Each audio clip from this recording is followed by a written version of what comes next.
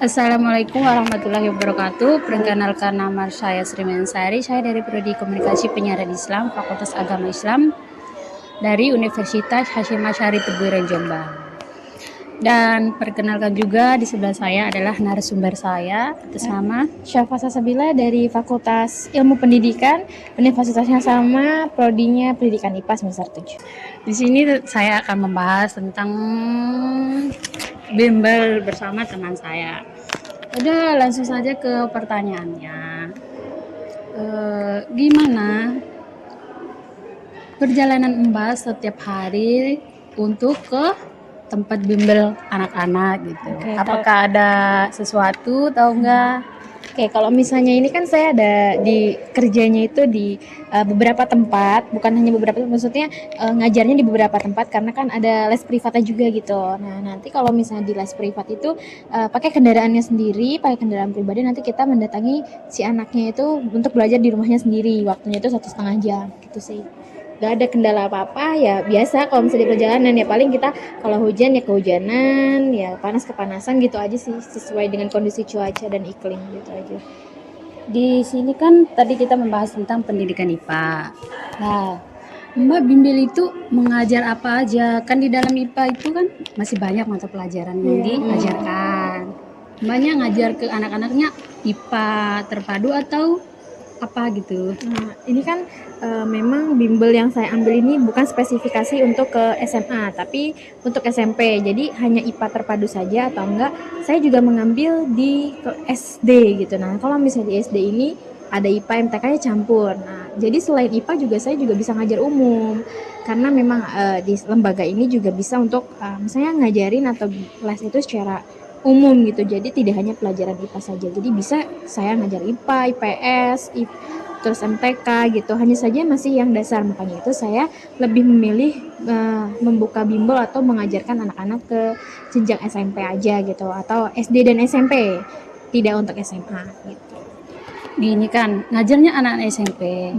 Apakah anak-anak itu mengikuti semua aturan yang engkau berikan?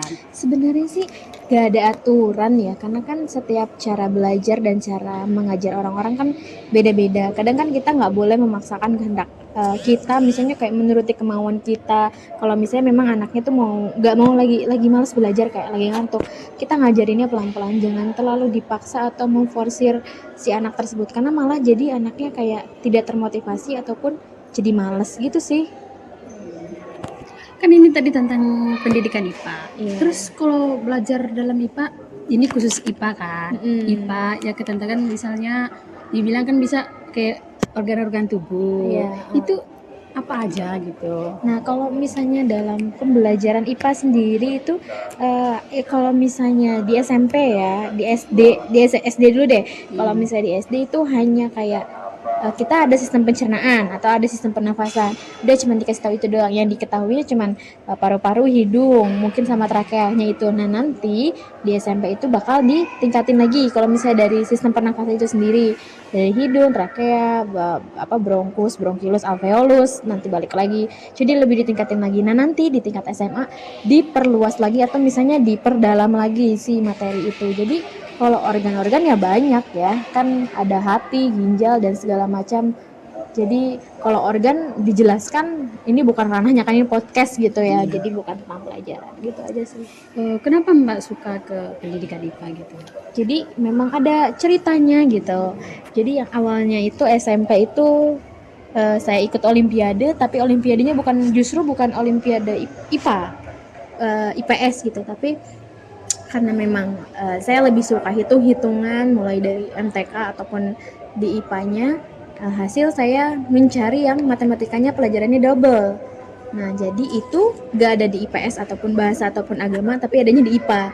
Jadi ada MTK wajib sama MTK minat. Alhasil dari situ saya mulai menyukai pelajaran MTK, tetapi karena menurut orang tua saya pelajaran MTK itu sulit untuk lulus, alhasil carilah alternatif lain di IPA. Kan memang suka pelajaran biologi gitu.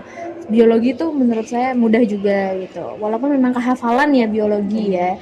Jadi makanya itu jadi masuknya ke IPA, tapi masih enjoy sampai sekarang, masih enjoy karena seneng juga sih ketemu anak-anak gitu.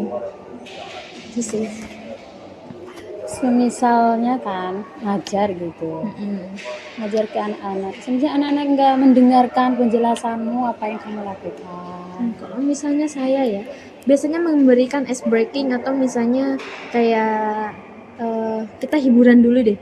Pokoknya 10 sampai 15 menit itu kita pakai hiburan atau misalnya kita nanya keseharian nih seperti apa. Misalnya gimana ada salah satu murid ada X aja kita murid X terus ditanya, "Kamu gimana sekolahnya?" Atau misalnya cerita apa nih yang misalnya membuat kamu kayak jengkel di sekolah ataupun yang lain sebagainya. Nah, biasanya tuh ditanyakan. Nah, setelah ditanyakan itu nanti dia misalnya yang awalnya ngantuk jadi nggak ngantuk. Jadi posisinya kita harus mengikuti si anak tersebut, bukan anak tersebut mengikuti kita. Ambil jurusan pendidikan nanti kan pasti ngajar guru gitu. Iya. Gimana sih pendapat Mbak tentang guru tanpa Tanda tanda jasa. jasa itu? Sebenarnya ya memang benar ya, karena kan guru kalau kita melihat gaji kadang nggak seberapa gitu dengan effort yang kita keluarkan mengajar anak. Terus misalnya kayak di perjalanan gitu kadang effortnya ini nggak sesuai sama apa yang kita inginkan kalau guru ya, nah tapi kita kan kadang bisa ketemu anak-anak, bisa bersosialisasi, walaupun pasti ada ruwetnya, ada pusingnya pasti ada, tapi kan posisinya di situ kan kita bisa ketemu anak-anak ya, kadang kita bercanda, kadang juga kita bisa sambil jalan-jalan, ikut study tour kayak gitu, jadi ada positif negatifnya sendiri. Nah positifnya itu lebih banyak dibanding negatifnya gitu loh, karena negatifnya mungkin karena dari gaji ya, banyak kayak aduh gaji guru segini gitu, tapi nggak sebanding dari apa yang kita hasilkan gitu loh. Yang dihasilkan itu kan kita bisa mencerdaskan anak bangsa, kita bisa mengubah pendidikan dari diri kita sendiri, entah itu di dalam rumah ataupun di luar rumah ya pasti di sekolah ya. Jadi kan kita selain bisa mengajarkan anak yang di luar, kan kita juga bisa menjadi bekal nih, kita belum menikah, belum punya anak, tapi sudah mengajarkan anak-anak yang dari SD, SMP gitu. Jadi kita udah bisa mempelajari karakteristik anak yang berbeda-beda. Jadi lebih paham sih kalau menurut saya sendiri gitu. Udah. Terima kasih ya Mbak. Mungkin itu saja hasil dari podcast kita. Kurang dan lebihnya saya mohon maaf. Saya selaku pembawa acara mohon izin untuk undur diri bersama rekan saya. Assalamualaikum warahmatullahi wabarakatuh. Assalamualaikum warahmatullahi wabarakatuh.